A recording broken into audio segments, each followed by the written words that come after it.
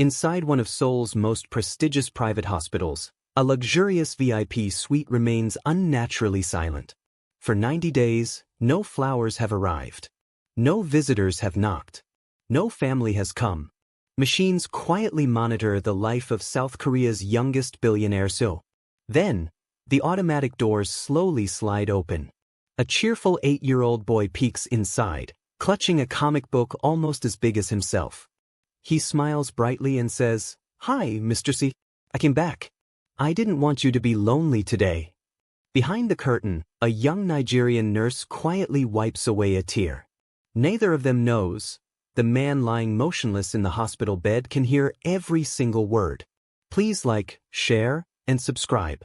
Also comment below where you're watching from, so I can see just how far across the world this story has traveled.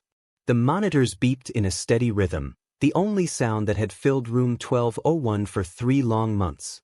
Outside the floor-to-ceiling windows, Seoul sparkled with a million lights, a city that never slept, a city that had already moved on without Park Lim. He lay motionless against crisp white sheets, his athletic frame somehow smaller beneath the weight of unconsciousness. His fair Korean complexion had grown pale from months without sunlight. His modern see-through bangs, once perfectly styled for boardroom meetings and magazine covers, now fell softly across his forehead. The sharp jawline that graced countless business magazines remained unchanged, but the single dimple on his left cheek, the one that had charmed investors and softened negotiations, had not appeared in 90 days. No one had come to coax that dimple out. No one had come at all. Beginning beneath the left side of his neck and flowing toward his collarbone was a breathtaking black and gray tattoo inspired by the samjogo, the legendary 3-legged crow from Korean mythology. The majestic bird rose through radiant sunlight, surrounded by ancient Korean clouds, pine branches, and elegant Hangul calligraphy symbolizing resilience, rebirth, and unwavering hope. Fine feather detailing created an almost lifelike appearance. Unlike ordinary tattoos associated with power, this design represented surviving darkness and emerging stronger. His arms bore seamless Korean-inspired sleeves featuring the samjogo, a rising sun, ancient palace rooftops, pine forests, flowing clouds, flying cranes, and traditional brushstroke textures rendered in fine black and gray realism. Across his knuckles, simple words remained, live on his right hand, true on his left. A reminder to live honestly regardless of success or hardship. Now those tattooed hands lay still at his sides, the powerful reminders meaningless to a man trapped in darkness. The nurses called him the Lonely Prince. The doctors called him a medical mystery. The tabloids called him forgotten. But deep within the prison of his own mind, Park Lim called out for anyone who might hear. 3 months earlier, the headlines had been different. Park Lim, 29, youngest billionaire so in Korean history, critical after car accident. Lim Group stocks plunge as Golden Seo fights for life. Mysterious circumstances surround Park Lim's crash.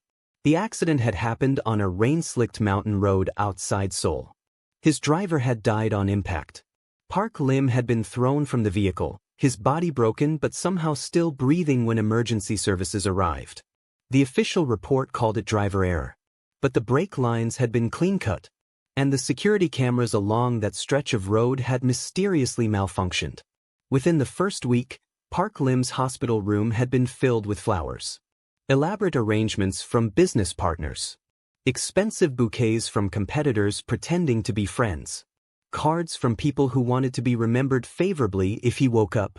By the second week, the flowers began to wilt. By the third week, they stopped coming entirely. His father, the former chairman of Lim Group, sent a single text message to the hospital director, "Keep me informed of any changes." He never visited. His stepmother, a woman who had married into the family for its fortune, told reporters she was devastated, while simultaneously meeting with lawyers about Park Lim's estate. His half-brother, 5 years younger and perpetually jealous, made no attempt to hide his relief. With Park Lim unconscious, the path to the chairman's seat was suddenly clear. And Han Woo-jin, the executive who had served as Park Lim's right hand for 3 years, began holding secret meetings in boardrooms that should have remained locked. One by one, they all disappeared. The business partners who had sworn loyalty. The friends who had shared champagne at his penthouse. The woman he had been dating, who had already been photographed with someone new. By the end of the first month, Park Lim was alone. By the end of the second month, even the nurses had stopped expecting visitors. By the end of the third month, room 1201 had become a tomb for a man who was still breathing. Maureen Okoye had not planned to be in Seoul. 6 months ago, she had been completing her pediatric nursing certification in Lagos, dreaming of opening a children's clinic in her hometown. The opportunity to complete her final volunteer rotation at Hanyang University Hospital had come through an international medical exchange program, and she had accepted it without hesitation. "You're going to freeze," her mother had warned her at the airport. "And the food will be too spicy. And you won't understand anyone." "I'll be fine, Mama," Maureen had laughed, her warm hazel-brown eyes sparkling with excitement. "It's only 6 months. I'll learn so much." What she had not expected was to fall in love with Seoul. Not with a person, she was far too focused on her career for that, but with the city itself. The way the Han River glittered at sunset. The kindness of strangers who helped her navigate the subway. The children in the pediatric ward who taught her Korean words in exchange for English ones. At 23, Maureen had already learned that compassion transcended language. She stood 5'10", her tall, slender frame moving gracefully through hospital corridors. Her elegant pixie-cut hairstyle framed warm brown skin and soft cheekbones. Her pointed nose and gentle smile made patients feel immediately at ease. In her baby blue scrubs, she looked like someone who had been born to heal. But it was Daniel Chukwu who had truly captured her heart. Daniel had arrived in the pediatric ward 2 months ago, a small 8-year-old with a 2-block haircut featuring a lower taper fade, bright expressive brown eyes, and the most adorable dimples on both cheeks. His light brown complexion and colorful hoodies made him look like any other cheerful child. But Daniel was not like any other child. He had been orphaned at 4 years old when his Nigerian parents, both working in Seoul as engineers, had died in an apartment fire. For 4 years he had bounced between foster homes and group facilities, never quite finding a place to belong. The surgery that brought him to the hospital was minor, a corrective procedure for a childhood injury that had never healed properly. But his recovery had been complicated by a secondary infection, and he had been in the pediatric ward for 8 weeks. In that time, Maureen had become his favorite person in the world. "Nurse Maureen," he would say every morning, his dimples deepening as he smiled, "did you know that superheroes don't always wear capes?" "Is that so?" Maureen would reply, adjusting his blankets. "Yes. Sometimes they wear scrubs." She had cried in the supply closet after the first time he said that. Daniel had no visitors either. The foster system had failed him in countless ways, but perhaps the cruelest failure was that no one came to see him during his hospital stay.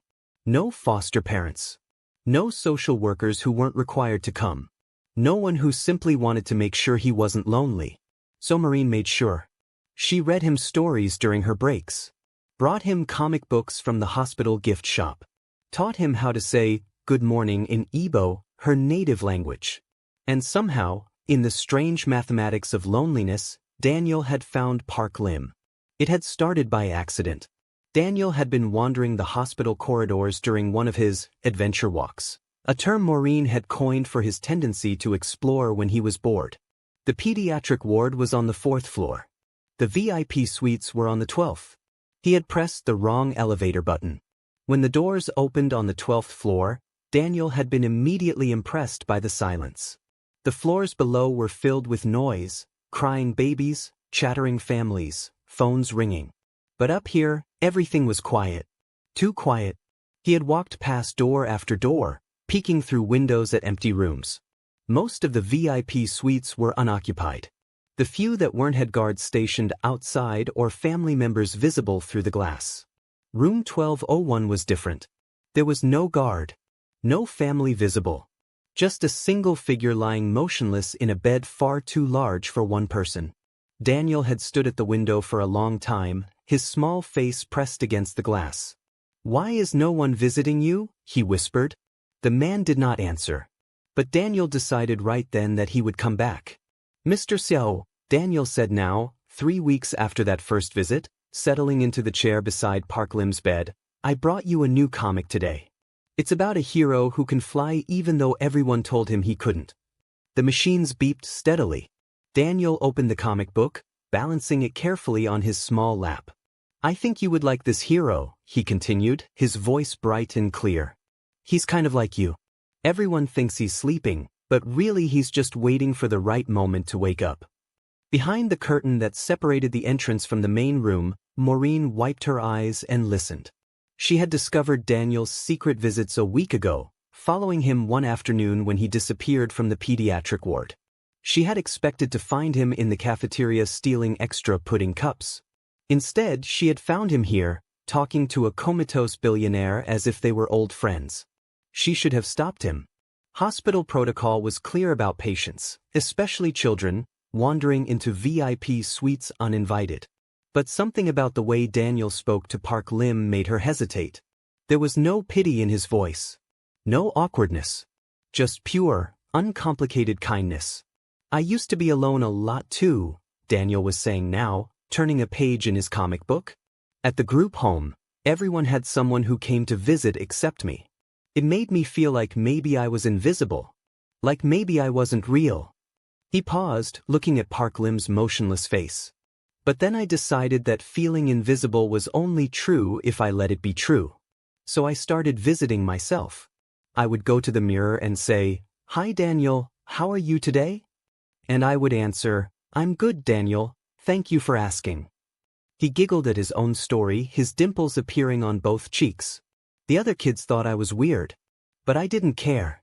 At least I wasn't lonely anymore. Maureen pressed her hand to her mouth, tears streaming silently down her face. "Anyway," Daniel continued, "I don't think you should be lonely either, mistress. So I'm going to visit you every day until you wake up. Okay?" He waited as if expecting an answer. When none came, he simply nodded. "Good.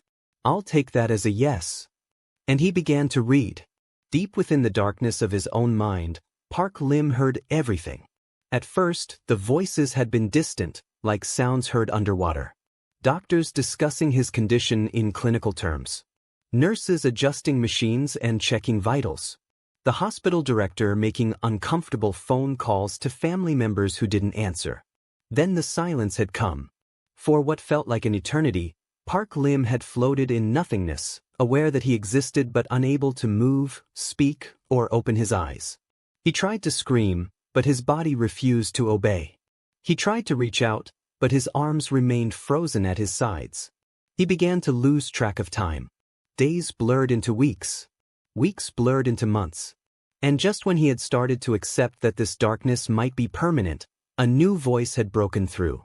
"Hi, Mr. Seo. I'm Daniel. I came to visit you because you looked lonely through the window." The voice was small. Unafraid. Park Lim had tried to respond, tried to move even a finger, but nothing happened. All he could do was listen. And Daniel had given him so much to listen to. Stories about comic book heroes who never gave up. Random facts about dinosaurs that Daniel had learned from library books. Detailed descriptions of the hospital food, which Daniel considered okay but not as good as Nurse Maureen's rice. Park Lim had learned more about this child in 3 weeks than he had learned about his own half-brother in 25 years.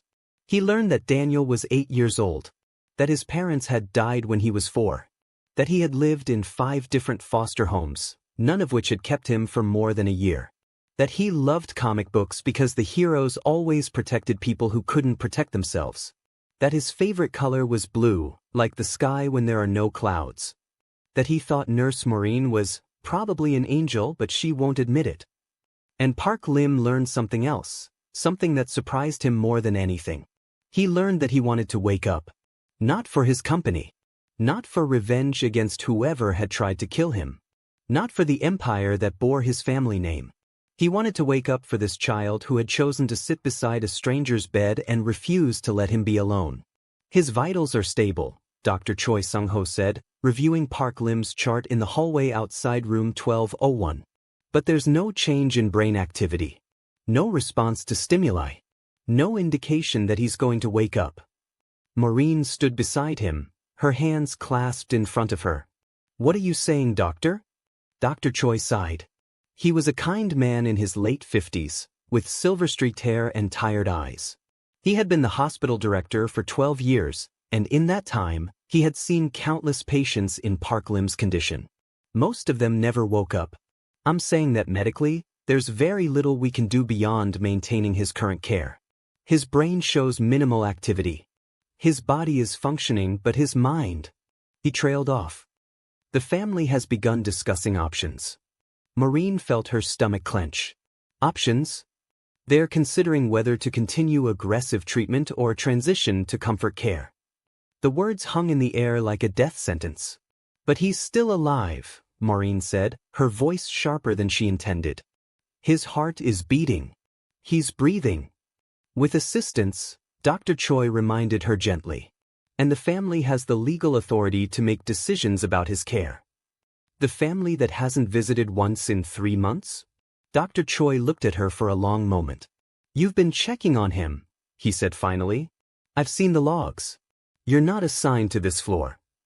Maureen felt heat rise to her cheeks. "I was just... Daniel has been... I know about the boy too." Dr. Choi's expression softened. "The night nurses told me. He comes every afternoon, reads comic books, talks about superheroes." "I should have stopped him," Maureen admitted. "But he seemed so... determined... hopeful." Dr. Choi was quiet for a moment. "Hope is a strange thing in medicine," he said finally. "We're trained to deal in probabilities and statistics.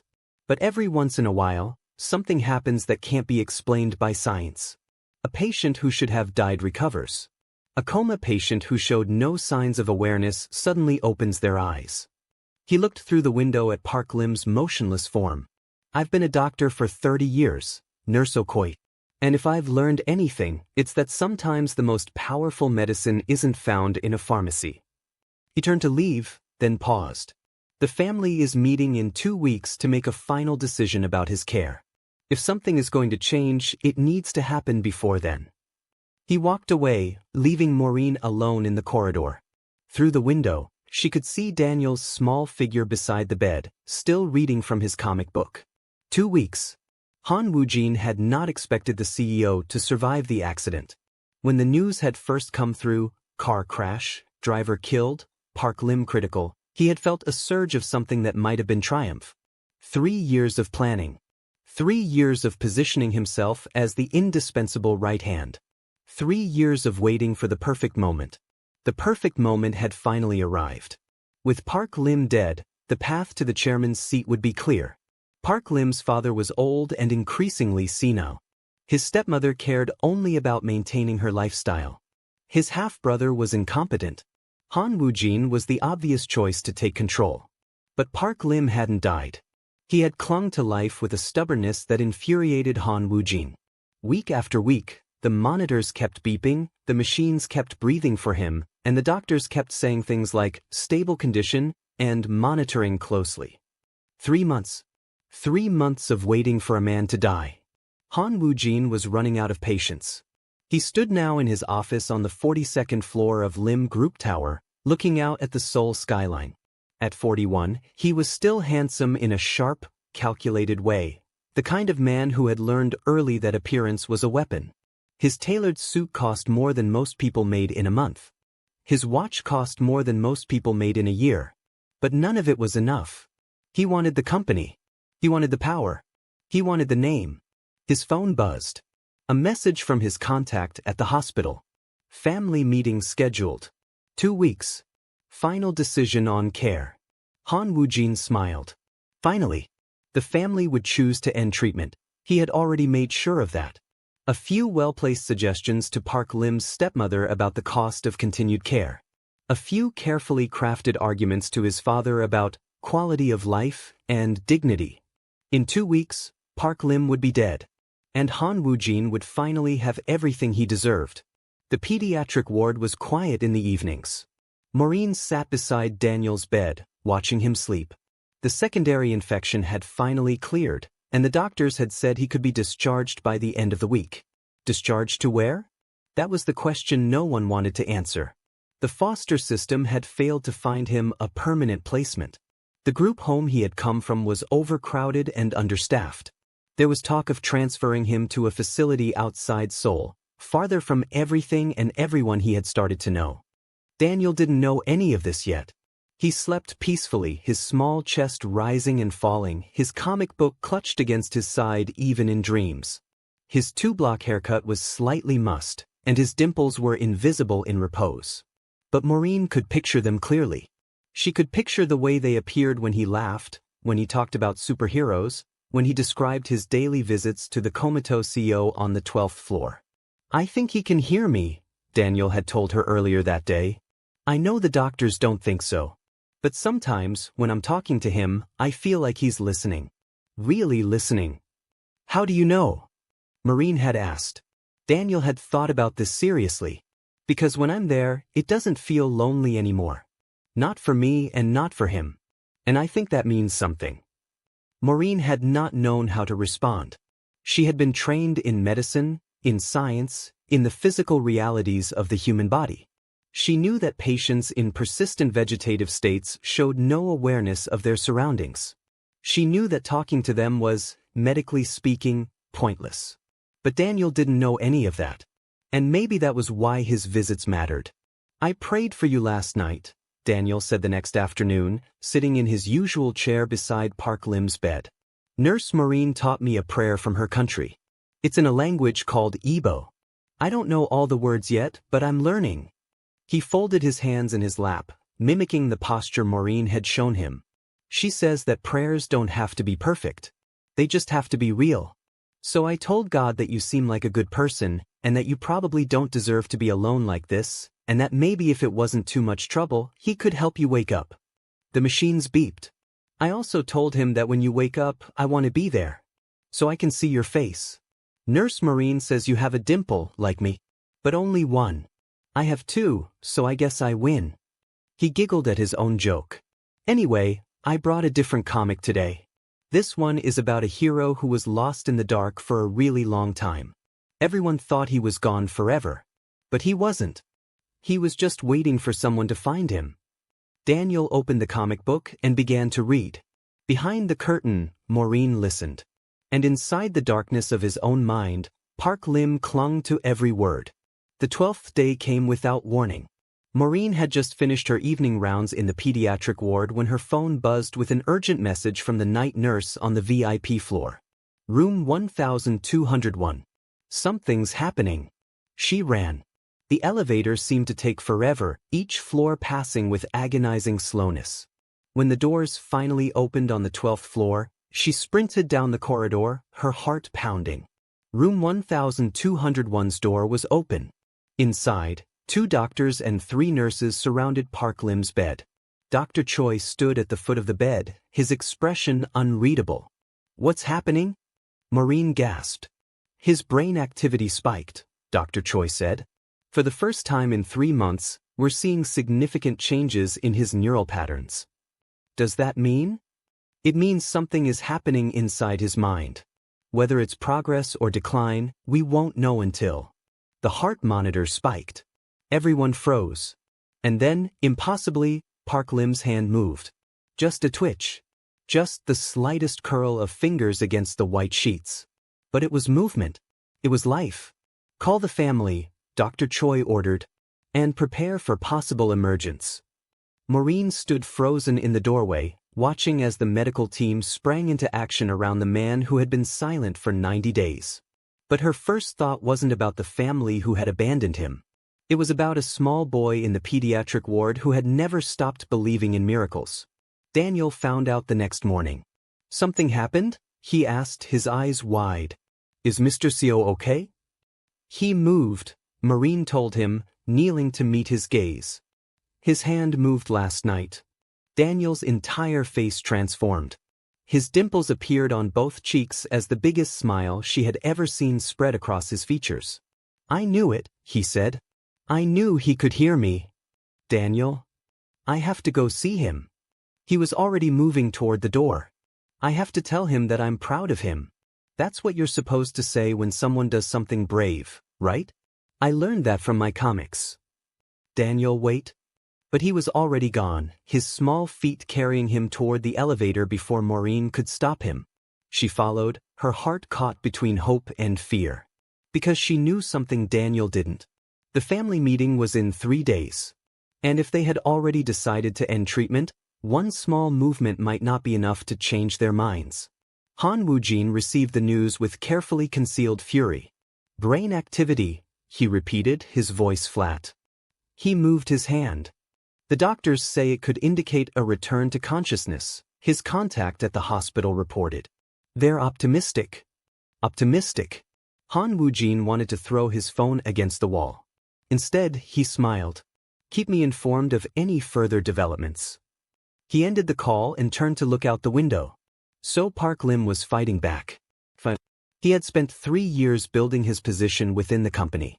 He had planned the accident down to the smallest detail. He had waited patiently while Park Lim lay unconscious, ensuring that his absence created the perfect power vacuum. He was not going to lose now. If Park Lim woke up, he would need to be dealt with. Permanently. 2 days before the family meeting, Daniel made a decision. He had been visiting the CO every day since the hand movement, talking more than ever, reading comic books, describing everything he could see from the hospital window. But he had never done what he was about to do. I'm going to hold your hand, he announced, standing beside the bed. I know that might be weird because we just met and everything. But in my comics, heroes always hold hands with people they care about when they're scared or alone. And I think you might be both of those things. He reached out carefully, his small brown hand wrapping around Park Lim's larger one. The skin was warm. The tattoos on his knuckles were visible. Life. True. These are cool, Daniel said, studying them. My mom had a tattoo too. On her arm. It was a butterfly. She told me it meant that even if life was hard, beautiful things could still happen. He was quiet for a moment, remembering. I miss her, he said finally. And my dad. I try not to think about them too much because it makes me sad. But sometimes I can't help it. His grip tightened slightly. I think you miss people too. I can tell. Even when you're sleeping, you have this look on your face like you're trying to find someone who isn't there. He leaned closer. When you wake up, I'll be here. Okay? So you don't have to look anymore. You'll already have someone waiting. The machines beeped. And deep in the darkness, Park Lim felt warmth. For the first time in 3 months, he felt warmth. The family meeting was held in the hospital's executive conference room. Maureen was not invited. But she stood in the corridor outside, watching through the glass as Park Lim's father, an elderly man with cold eyes and an expensive suit, sat at the head of the table. His stepmother, dripping with jewelry and false concern, sat to his right. His half-brother, barely concealing his eagerness, sat to his left. And Han Woojin stood at the far end of the room, presenting data on a screen. Maureen couldn't hear the words, but she could read the body language. Han Woojin was pushing for something. The family was listening. And no one was arguing. 30 minutes passed. Then an hour. Finally, the door opened and the family emerged. Maureen pressed herself against the wall, trying to be invisible. But the stepmother noticed her anyway. You, she said, her voice sharp. You work here? Yes, ma'am. I'm a pediatric nurse. The stepmother studied her with barely concealed disdain. The child who has been visiting my stepson's room. That's your responsibility. Maureen felt cold. Daniel is a patient in the pediatric ward. I supervise his care. Make sure he stops. The stepmother's voice was flat. We don't need orphans cluttering up the VIP floor. It's undignified. She swept away without waiting for a response. Maureen stood frozen, her hands trembling. She didn't know what had been decided in that meeting. But she knew one thing. These people didn't deserve Park Lim. And they definitely didn't deserve Daniel. That night, Maureen made her own decision. She found Daniel in the pediatric ward, curled up in bed with his comic book, looking smaller than usual. They're going to send me away, he said quietly. I heard the social worker talking. She said there's a place outside the city. For kids like me. Maureen sat on the edge of his bed. Daniel? I don't want to go. His voice cracked. I know I'm supposed to be brave, like the heroes in my books. But I'm scared. What if I never see you again? What if I can't visit Mr. So anymore? What if he wakes up and I'm not there? Tears began to slide down his cheeks. Maureen gathered him into her arms. Listen to me, she said fiercely. I don't know what's going to happen. I don't know what the future holds. But I know one thing. She pulled back, meeting his tearful eyes. You are not alone. Do you understand me? You were never alone. You have me. You have the nurses who love you. You have Dr. Choi, who always asks about you. And you have Mr. So, who I promise you can hear every word you've ever said to him. Daniel sniffled. How do you know? Because I believe you. Maureen wiped his tears gently. You said it didn't feel lonely when you were with him. That's not something you can fake. That's real. What if it's not enough? It's always enough, Daniel. Kindness is always enough. Remember that. She stayed with him until he fell asleep, his small hands still clutching hers. And she made a promise to herself. She was not going to let these people destroy the two most vulnerable people she had ever known. The next morning, Park Lim opened his eyes. It happened without warning, without fanfare. One moment, the room was silent. The next, a pair of deep dark brown eyes were staring at the ceiling. The night nurse screamed. Alarms blared. Doctors came running. And in the chaos of shouts and monitors and hands reaching for him, Park Lim's gaze moved slowly, deliberately, searching for something. Someone. Where? He rasped, his voice barely a whisper after 3 months of silence. Is the boy? The words hung in the air like a lifeline thrown across an ocean of confusion. Where is the boy? Dr. Choi Sung-ho froze, his stethoscope pressed against Park Lim's chest. Around him, nurses scrambled to check vitals, adjust monitors, and document the miracle they were witnessing. But the hospital director heard something in that rasped question that stopped him cold. This man had been unconscious for 90 days. His first words should have been confusion. Instead, he was asking for a child. Mr. Park, Dr. Choi said carefully, you've been in a coma for 3 months. You need to remain calm while we assess. The boy. Park Lim's voice was stronger now, though still rough from disuse. His deep dark brown eyes moved around the room, searching every face. Small. 8 years old. He read to me. Comic books about heroes. The medical team exchanged bewildered glances. He could hear us, someone whispered. He heard everything. Park Lim's hand lifted weakly from the bed, the same hand that had twitched 2 days ago, the same hand that bore the words live and true across his knuckles. He pointed at Dr. Choi. Where is he? And Dr. Choi, who had spent 30 years learning to remain professionally detached, felt something shift in his chest. I'll find him, he said quietly. I promise. The news spread through Hanyang University Hospital like wildfire. The Golden Seo was awake. Park Lim, South Korea's youngest billionaire, the man everyone had written off, the patient whose family had scheduled a meeting to discuss ending his care, he had opened his eyes and spoken. Maureen heard about it during morning rounds. He's asking for a boy, one of the pediatric nurses told her breathlessly. An 8-year-old who visited him during the coma. Can you believe it? He heard everything. Maureen's heart stopped. Daniel. She abandoned her rounds and ran. The elevator was too slow. She took the stairs, her long legs carrying her up flight after flight until her lungs burned. When she burst onto the 12th floor, she found chaos. Security guards had been stationed outside room 1201. Hospital administrators clustered in the hallway, speaking urgently into phones. A camera crew from a local news station was being firmly escorted away by hospital staff. And standing in the middle of it all, looking completely lost, was Daniel. He was still in his hospital pajamas, his small backpack clutched to his chest, his 2-block haircut slightly disheveled. His bright brown eyes were wide with uncertainty, and for once, his dimples were nowhere to be seen. Daniel. Maureen pushed through the crowd and dropped to her knees in front of him. What are you doing here? How did you? The nurse told me, Daniel said, his voice small. She said Mr. So woke up. She said he was asking for me. His lower lip trembled. But they won't let me in. The guards said I don't have permission.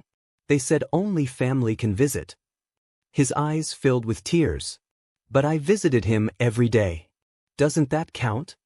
Maureen pulled him into her arms, holding him tight.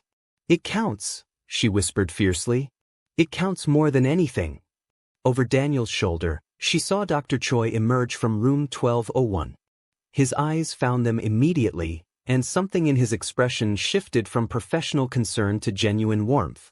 He walked toward them, crouching down to Daniel's level. "You're Daniel, aren't you?" Daniel nodded, wiping his eyes. "Mr. Park is asking for you." Dr. Choi's voice was gentle. "He says you read him comic books? He says you prayed for him." "I did," Daniel whispered. "Every day." "Well." Dr. Choi smiled, and Maureen saw the exhaustion in his face ease slightly. "He wants to thank you. Would you like to see him?" Daniel's dimples finally appeared, breaking through like sunlight after a storm. "Really? I can go in?" "Really?" Dr. Choi stood, offering his hand. "Come with me." Daniel looked at Maureen, his eyes asking permission. She nodded, tears streaming down her face. "Go on," she said.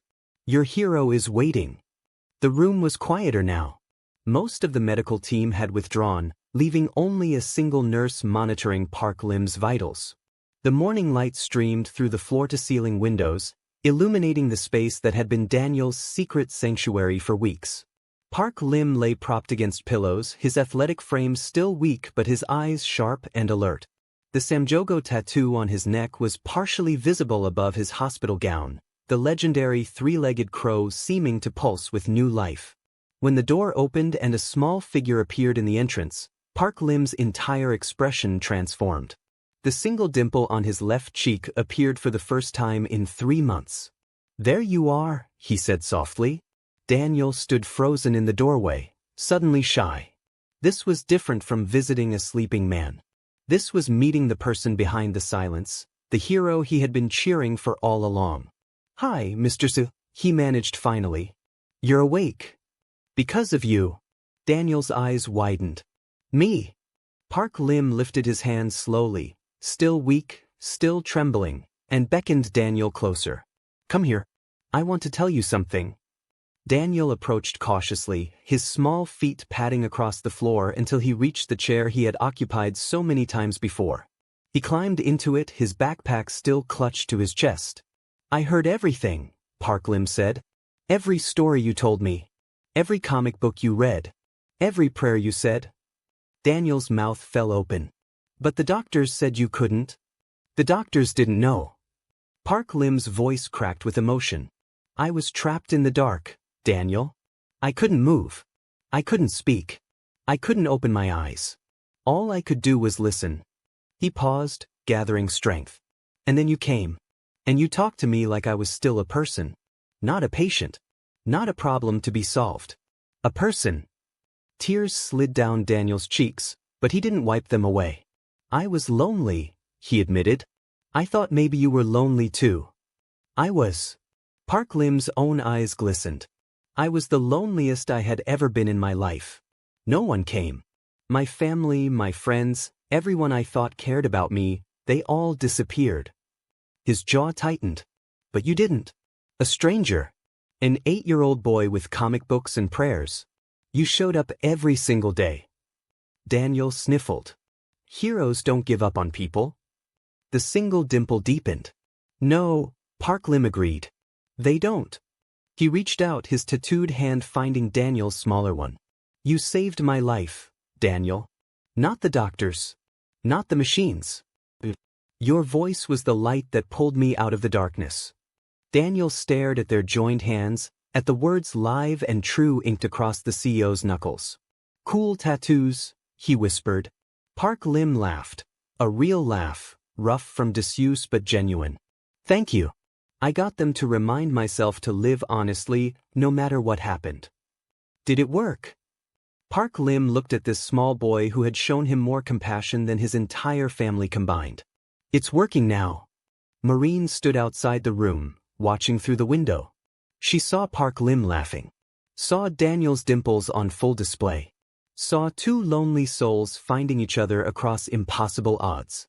And she felt something crack open in her chest, something that had been locked away since she arrived in this foreign country, far from everything familiar.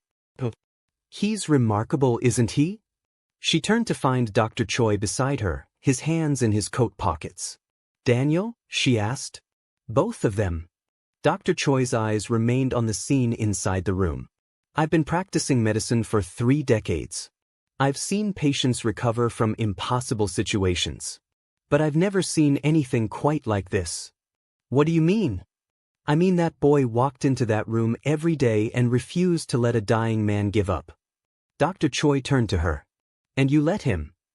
Maureen felt heat rise to her cheeks. I should have stopped him. It was against protocol. Protocol would have let that man die alone. Dr. Choi's voice was firm. You made a different choice. You chose compassion over rules. You chose humanity over hospital policy. He placed a hand on her shoulder. That's not something to apologize for, Nurse Okoye. That's something to be proud of. Maureen blinked back tears. What happens now? She asked. His family, they were planning to end his care. And Daniel, the social workers want to send him to a facility outside the city. Dr. Choi's expression darkened. Things are about to change, he said. For everyone. Han Woo-jin heard the news in his office. Park Lim was awake, conscious, alert, speaking, asking for witnesses. The phone slipped from Han Woo-jin's hand and clattered to his desk. For a long moment he simply stood there, his mind racing through possibilities. This wasn't supposed to happen. Park Lim was supposed to die quietly, his family's decision to end treatment providing the perfect cover. Han Woo-jin had spent 3 years building his power within Lim Group, carefully positioning himself as the only one capable of running the company. The accident had been the final piece, brutal but necessary. And now the one person who could expose everything was awake. His phone buzzed. A message from Park Lim's stepmother. He's asking about the accident. Says he remembers something wrong with the brakes. Han Woo-jin's blood ran cold. He remembered. Another message arrived. Family meeting rescheduled. He wants to attend. What do we do? Han Woo-jin stared at the screen, his mind calculating options with ruthless precision. Park Lim was weak. He had been unconscious for 3 months. Even awake, he would need weeks, maybe months, to fully recover. That was time Han Woo-jin could use. He typed his response carefully.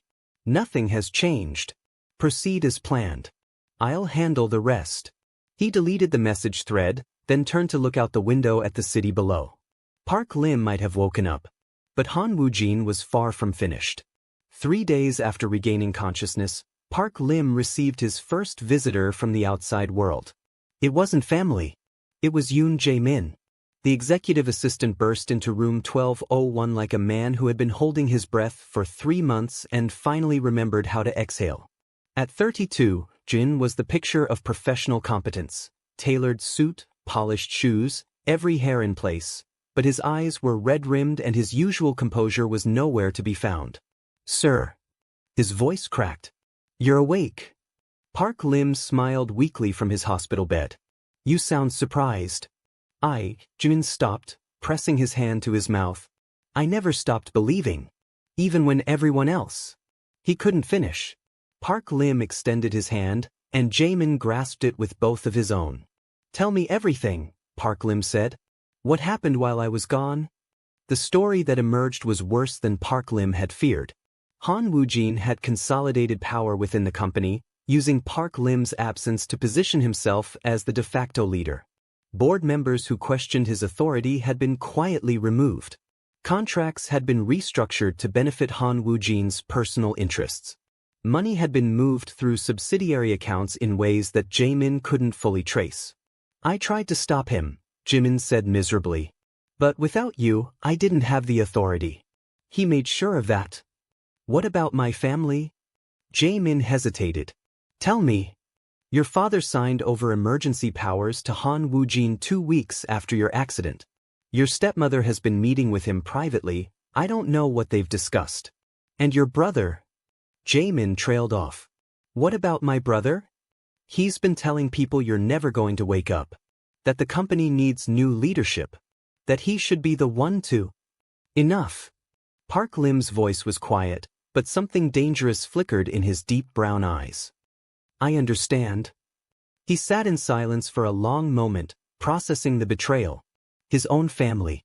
The people who shared his blood. They had not only abandoned him, they had actively moved to replace him. But then his gaze drifted to the window, and his expression softened. There's a boy, he said quietly. 8 years old. Name is Daniel. He's been visiting me throughout my coma. Jaemin blinked. A boy. He's an orphan. Recovering from surgery in the pediatric ward.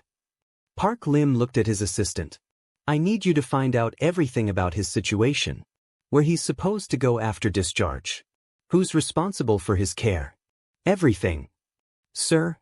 Just do it, Jaemin. Park Lim's voice carried the authority that had made him Korea's youngest billionaire CEO.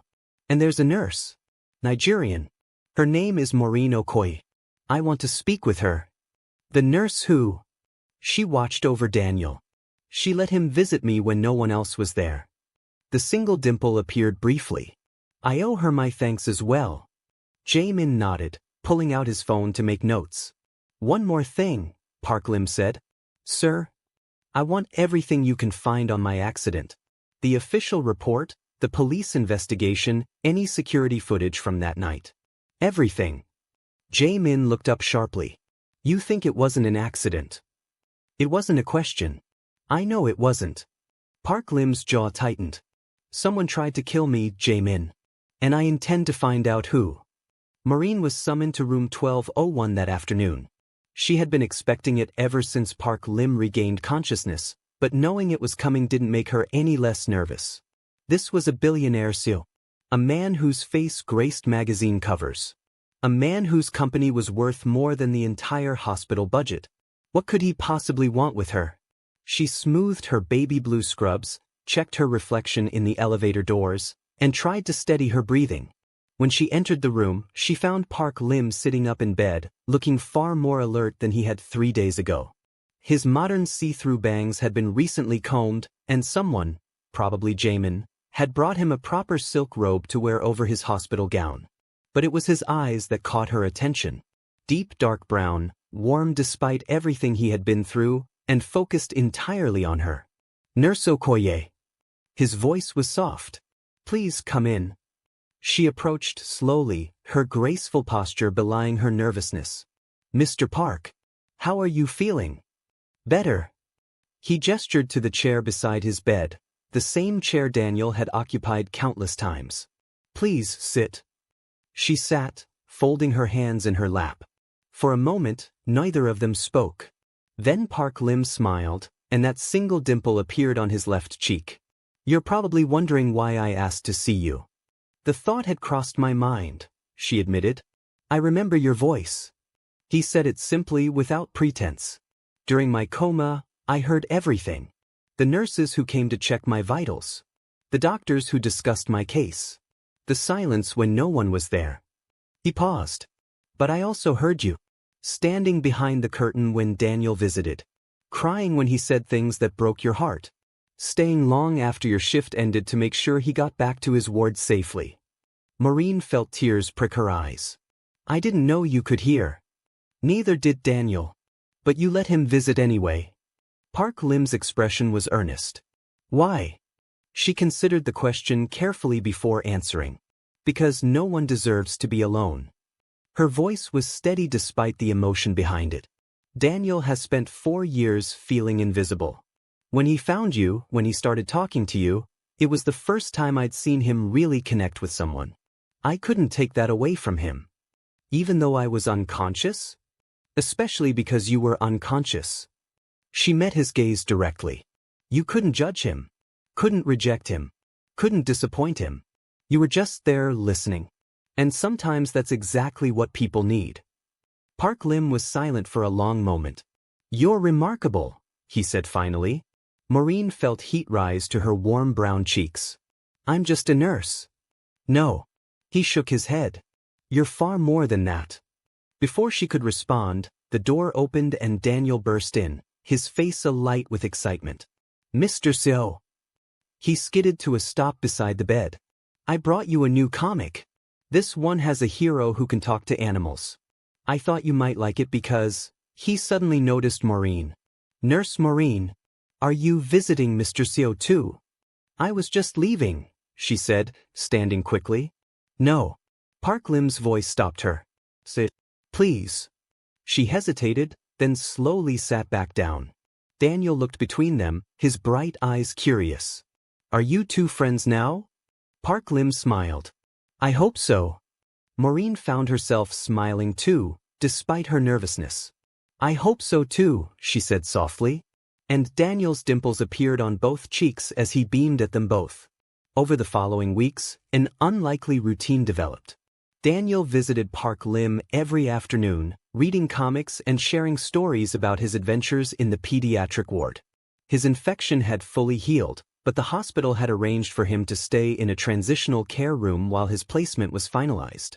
Maureen stopped by whenever her shifts allowed, bringing coffee for the nurses and updates about Daniel's day. What started as brief check-ins gradually became longer conversations, about her life in Nigeria, about his years building Lim Group, about the books they loved and the dreams they had abandoned. And Park Lim grew stronger. Physical therapy helped him regain mobility. Proper nutrition restored his athletic build. By the end of the second week, he was walking short distances. By the end of the third, he was attending meetings with Jae-min about the company's status. But his evenings belonged to Daniel and Maureen. You're going to spoil him, Maureen teased one evening, watching Daniel unwrap yet another gift Park Lim had ordered for him. This time it was a complete collection of the comic series he had been reading during the coma. He deserves to be spoiled. Park Lim watched Daniel's face light up with joy. For 4 years, this child has had nothing. No family. No stability. No one who showed up just because they wanted to. And you want to change that? He looked at her, his dark eyes serious. I want to change everything. The investigation into Park Lim's accident yielded results faster than expected. Jae-min had found the security footage, not the corrupted official files, but backup data from a private camera network that overlapped the crash site. The footage clearly showed a second vehicle following Park Lim's car, maintaining a precise distance until they reached the mountain road. More damning was the mechanic's report. The brake lines hadn't failed from where. They had been cut with surgical precision. Han Woojin, Park Lim said flatly, reviewing the documents in his hospital room. It has to be him. We can't prove it yet. Jae-min paced anxiously. The footage shows a vehicle but not the driver.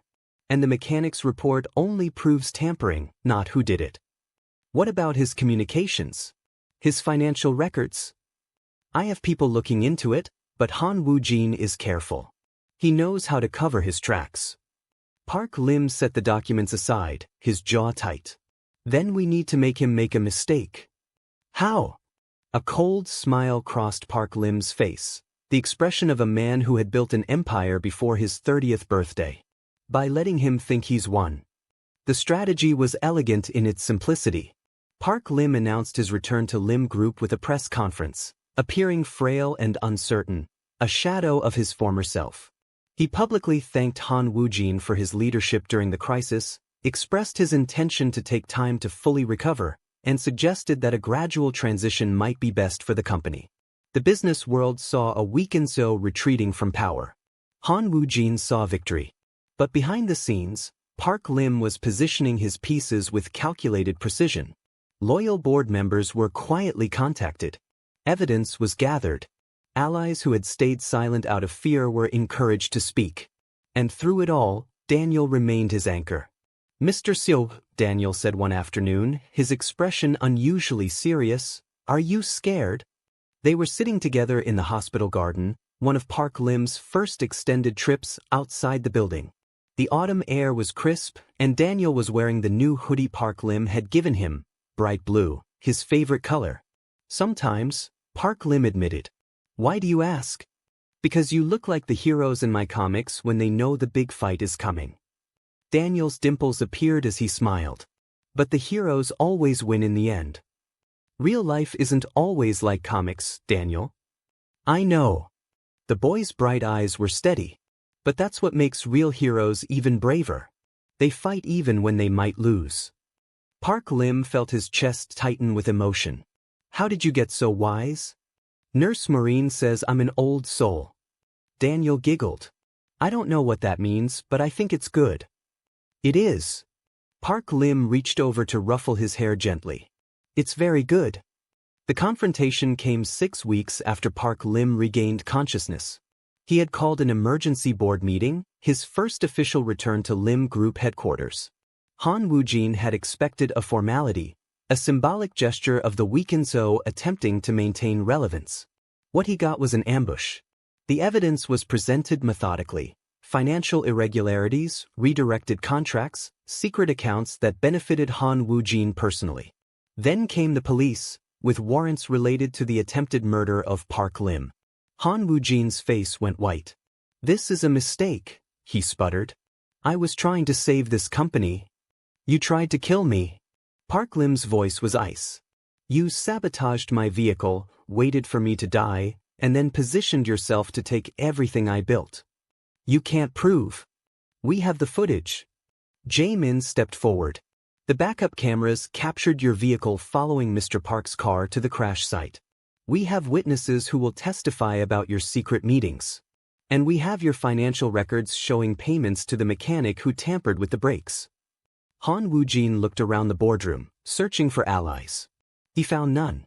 This isn't over, he spat as the police led him away. You hear me, Park Lim? This isn't over. The doors closed behind him, and Park Lim allowed himself to breathe for the first time in months. The victory celebration was held at the hospital, not a corporate ballroom. It was Park Lim's choice. The people who had truly supported him weren't board members or business partners. They were nurses and doctors. They were a Nigerian pediatric nurse who had shown him compassion when she had no obligation to. They were an 8-year-old orphan who had refused to let him be lonely. Daniel wore his best clothes, colorful button-up shirt, clean jeans, and his small backpack still slung over one shoulder. His dimples were on full display as he navigated the crowd, happily accepting praise from hospital staff who had grown to love him. Maureen had traded her scrubs for a beautifully tailored baby blue dress with elegant silver accents, paired with nude heels and delicate silver jewelry. Her elegant pixie cut was perfectly styled, and her warm hazel brown eyes sparkled with quiet joy. Park Lim couldn't stop looking at her. You're staring, Jae-min observed, appearing beside him with 2 glasses of sparkling cider. I'm observing. Park Lim accepted the glass without taking his eyes off Maureen. You've been observing her for 3 weeks. Jae-min's tone was amused. At some point, observation becomes staring. Park Lim finally looked at his assistant. What do you think of her? I think she's the reason you're alive. Jae-min's expression softened. Not the doctors, not the machines. Her and Daniel. They gave you something to fight for. Yes. Park Lim's voice was quiet. They did. He crossed the room slowly, navigating through well-wishers until he reached her side. She turned as he approached, and something electric passed between them. Mr. Park. Her voice was warm. This is quite the celebration. It's for you, he said simply. And Daniel. All of this is for the people who actually mattered. She shook her head. We didn't do anything special. You did everything. He stepped closer, and she didn't step back. You saw me when no one else was looking. You stayed when everyone else left. You let a lonely child visit a dying stranger because you believed it might make a difference. His hand found hers. It made all the difference, Maureen. She looked down at their intertwined fingers, then back up at his face. What happens now? She asked softly. Whatever we want. His single dimple appeared. I've spent my whole life building an empire. But I nearly died alone in a hospital room because I forgot to build anything that actually mattered. His thumb traced circles on her hand. I don't want to make that mistake again. 6 months later, everything had changed. Lim Group was thriving under Park Lim's restored leadership. Han Woojin was awaiting trial for attempted murder and corporate fraud. Park Lim's family, exposed for their willingness to abandon him, had been quietly removed from company affairs. But the biggest changes were personal. Daniel stood in the center of Park Lim's penthouse apartment, his eyes wide as he took in the space that would become his new home. The adoption papers had been finalized that morning, after months of legal work and home studies. "This is mine," he breathed. "Like all of it?" "The whole apartment is ours," Park Lim said, kneeling beside him. "But yes, your room is through that door. I tried to get it ready for you, but maybe you can help me decorate it properly." Daniel turned to him, and his dimples appeared on both cheeks, so like Park Lim's own single dimple that visitors often assumed they were actually related. "You're really my dad now? Officially and forever." Park Lim's voice caught. "If that's still what you want." Daniel threw his arms around him. "I've wanted that since the first time I visited you," he whispered. "I just didn't know how to ask." Park Lim held him tight, his tattooed hands gentle on the boy's small back. Over Daniel's shoulder, he saw Maureen standing in the doorway, tears streaming down her face. She had extended her visa, accepted a permanent position at Hanyang University Hospital, and slowly, beautifully, become a part of their unconventional family. She was wearing the baby blue dress again. She was perfect. Park Lim released Daniel gently and walked toward her, pulling a small box from his pocket. "I had a speech prepared," he said, his voice rough with emotion. "Something about fate and timing and how hearing your voice gave me hope when I had none. But then I realized that words aren't really what matters." He opened the box, revealing a simple diamond ring that caught the afternoon light. "What matters is showing up. What matters is choosing someone every single day, even when it's hard. What matters is building a family with the people who actually see you." He knelt before her, his deep brown eyes shining. "Maureen Okoye, you saw me when I was invisible. You cared for me when everyone else disappeared. You loved a lonely child who had nothing to offer except his heart." His voice trembled. "Will you marry me and let me spend the rest of my life trying to deserve you?" Maureen covered her mouth with both hands, tears flowing freely. Behind them, Daniel bounced on his heels. "Say yes, Nurse Maureen. Say yes." She laughed through her tears, a sound like music, like hope, like home. "Yes," she whispered. 1,000 times yes. Park Lim slid the ring onto her finger and rose to kiss her gently, their first kiss soft with promise and bright with possibility. Daniel cheered loudly, his dimples deeper than ever. "I knew it," he shouted. "I knew Mr. Seo would wake up. Because heroes always keep their promises." The wedding was held in spring, in the hospital garden where Park Lim had first walked with Daniel after regaining consciousness. It was small by design, just hospital staff, a few trusted colleagues, and the people who had genuinely mattered during the darkest months. Dr. Choi officiated, having gotten certified specifically for the occasion. Maureen's mother had flown in from Nigeria, weeping with joy as she watched her daughter marry a man who looked at her like she hung the stars. Daniel served as ring-bearer, his two-block haircut freshly trimmed, his smile so wide it seemed impossible for his small face to contain it. And Park Lim, standing at the altar in a tailored navy suit, watched his bride walk toward him in a flowing white gown and felt something he had never experienced before. Completeness. Mrs. Kim Haija, the elderly volunteer who had encouraged Daniel's visits from the beginning, dabbed her eyes with a handkerchief. "I always knew," she whispered to the nurse beside her. "That boy had a gift for believing in miracles. And now look, he's living in one." That evening, as the sun set over Seoul, a small family walked through a peaceful park. Park Lim held Maureen's hand in his, her new wedding ring catching the golden light. Daniel walked slightly ahead of them, chattering about the comic book he wanted to read them that night. "I've been thinking," Park Lim said quietly, "about what we should do with all of this." "All of what?" "The money. The company. The resources." He watched Daniel pause to examine a flowering bush. "I nearly died alone in a hospital room because I spent my life building wealth instead of connections. I don't want that for him." Maureen squeezed his hand. "What did you have in mind?" "A foundation. For children like Daniel. Children who fall through the cracks of the system, who have no one advocating for them." His voice grew stronger. "We could fund better foster programs, create scholarships, build facilities where children actually feel seen and valued." "The Park Okoye Foundation," Maureen murmured, testing the name. Actually, I was thinking the Daniel Foundation. He smiled as their son turned back to wave at them. Named after the 8-year-old who taught me what family really means. Marine's eyes filled with tears for what felt like the 100th time that day. He's going to love that. I hope so. Park Lim pulled her closer. I hope everything we build together makes him proud. Daniel ran back to them, grabbing both their hands. The sunset is really pretty, he announced. Can we stay and watch it? We can stay as long as you want, Park Lim said. The three of them found a bench overlooking the park, settling together in comfortable silence. Daniel sat between them, still holding their hands, his dimples visible even in profile. Park Lim looked at his son, then at his wife, then at the sky painted in shades of gold and pink. 6 months ago, he had been dying alone in a hospital room, forgotten by everyone who should have loved him. Now he was sitting in a park at sunset with a family he had never expected to find. Thank you, he said softly. Marine looked at him. For what? For visiting me when I was invisible. For believing I was worth saving. He kissed her temple gently. For giving me a reason to wake up.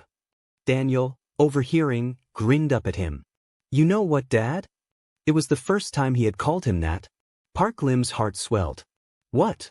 I think this is the best ending ever. Daniel's eyes sparkled with joy. Even better than my comic books. Park Lim laughed, his single dimple appearing to match Daniel's double ones. It's not an ending, he said, wrapping his arms around both of them. It's a beginning. The sun continued its descent, painting the sky in colors that seemed specifically designed for this moment, for this family that had found each other against all odds. And somewhere in the city, in a hospital room that no longer felt lonely, the machines beeped steadily in rooms where other patients waited. But now there was a foundation being built to ensure that no one would have to wait alone. Because Daniel had taught them all the most important lesson. Sometimes, the people who become your family are simply the ones who choose never to leave. The end. Thank you for watching this story all the way to the end. If it touched your heart, please like, share, and subscribe. And don't forget to comment below where you're watching from. Let me know just how far across the world this story has traveled. Until next time, remember, kindness is never wasted, hope is never foolish, and sometimes the greatest heroes are the smallest ones who simply refuse to give up.